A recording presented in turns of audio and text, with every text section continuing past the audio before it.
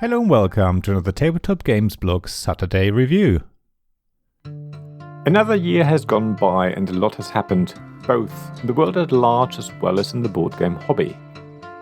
Exhibitions were attended, games were played, articles were written, podcasts were recorded, and plenty of other exciting things happened.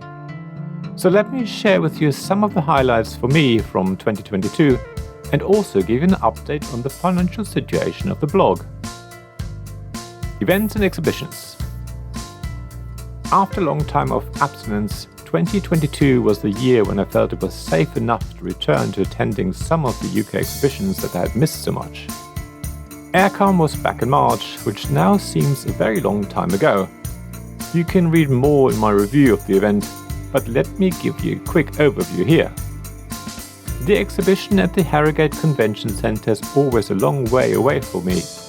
I always drive the 5 hours each way, splitting up the journey at around the 3-hour mark for a cup of coffee and some food. Setting off really early from home means I usually get to Harrogate at around lunchtime. As you can imagine, I'm always quite tired by that point, but it was so wonderful to see people playing board games at the open gaming tables and making my way around the hall to say hello to people. It was wonderful to finally meet Rodney Smith from Watch It Played in person.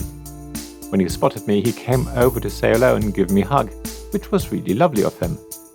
He took his time to have a chat and take a photo. It was also great to see Paula Deming again, even though only briefly. I was lucky to play a game of Varial with her in 2020. She was just having a bite to eat between the many events she was part of, so it was a quick hello, but it was really lovely to see her again. The whole event was really well planned and everyone was made to feel as comfortable as possible, despite everyone being worried about COVID. Everyone seemed to have a great time, and even though I didn't get a chance to play any games, except Strike, it was so much fun to be back at AirCon. In June of 2022, my friend Tom and I made our way up to the Birmingham NEC to attend the UK Games Expo, the second and last event I attended this year. We drove up again and stayed in a pretty little bed and breakfast nearby, which was right under the flight path. Luckily, planes stopped flying over around 11 PM, and we were out relatively late anyway, so it didn't matter too much. It was a 2-minute drive from the exhibition centre, so really convenient. You can read my detailed review to find out more, but I saw so many people and can't really list them all here, but let me mention the main people quickly now. James Naylor of Naylor Games, J.O. Baldwin, Jessica Metheringham from Descent Games, Paul Grogan of Gaming Rules, Bez from Stuff by Bez, Rory Muldoon and Matthew Dunstan of Postmark Games, Scott James of Minerva Tabletop, Robin Kay of Rune Sky, Nikita Sullivan from Attican Games, Gavin Jones of Jones Family Games Night, Rhys Saunders and Rob Ingle from Stop, Drop and Roll, Rory O'Connor from Hub Games, Michael Frox from Wayfinder Games, Russ off for Chits and Giggles, and many more. It was a huge event again, and I finally got a chance to play some games after the exhibition halls had closed. It was even more special to have a good friend of mine along for the journey. Board games. I will not list all of the new games I played in 2022, but there were around 60 of them.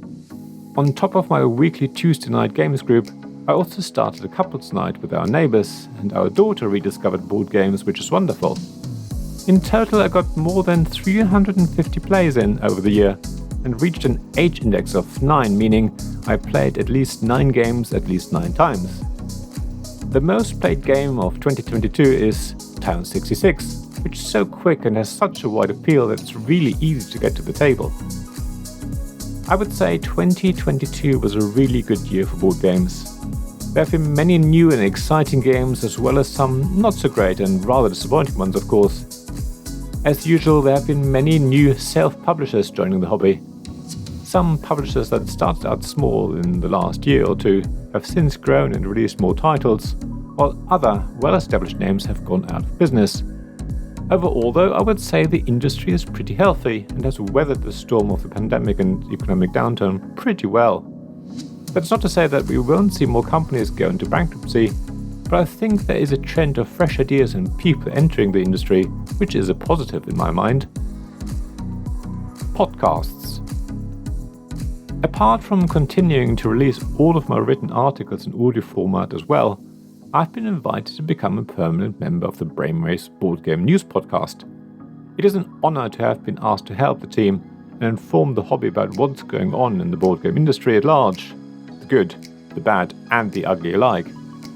I'm still finding my feet, but I hope I provide useful contributions and that my opinions are valued. The podcast has been going strong for many years and I've always admired how open and honest they present the news every 2 weeks. Finances. So let me finish this article with some hard facts. Taking a page out of Brainwave's book, I want to be open and honest about how much I spend on running the blog, how much I get in the form of review copies, press passes and similar, and allow you a behind-the-scenes look into how Tabletop Games blog works. I never intended to make a profit from running the blog, even though that would be amazing of course, but I do need to pay for things such as blog hosting, software, equipment, new games, attending events and such. Let me also mention at this juncture that I do commercial work as Make My Game Travel, and it's this work that I hope can eventually allow me to spend more time in the board game industry and less time at my day job. I don't know if I can ever afford to go full time with board game projects, but it's something I'm trying to do. So if you need any help with English-German or German-English translations or localizations, or if you know anyone who does, please get in touch with me. I've already completed 2 board game translations in 2022 and look forward to doing more work. Board games. I spent over £900 on over 40 games. That's a huge amount of money and really quite scary. I simply can't maintain this amount of spending going forward. I will try and get more review copies and also try and review more games that my friends have bought. Actually, let me thank my friends at this juncture for buying games and bringing them to our games night.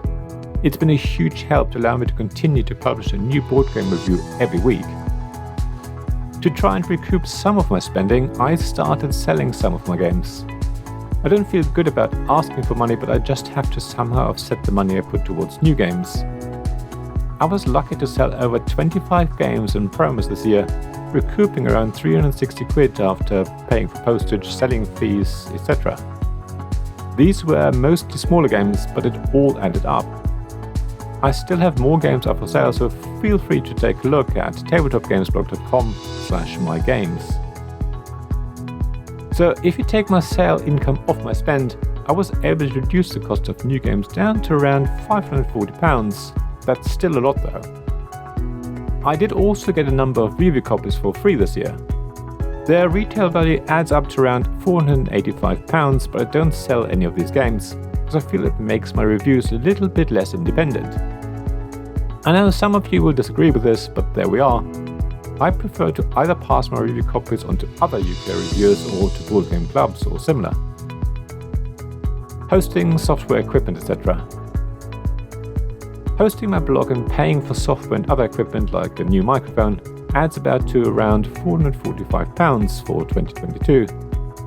I offset this expense with the financial support I get from my Patreon and Ko-fi supporters and sales of t-shirts, hoodies and such like through Sir Meeple. That added up to around £450 this year, meaning I can cover my costs in that respect, which is great. Of course, having more supporters is always great. So if you can afford to and want to support me, please have a look at my support page at tabletopgamesblog.com/support. Events and exhibitions.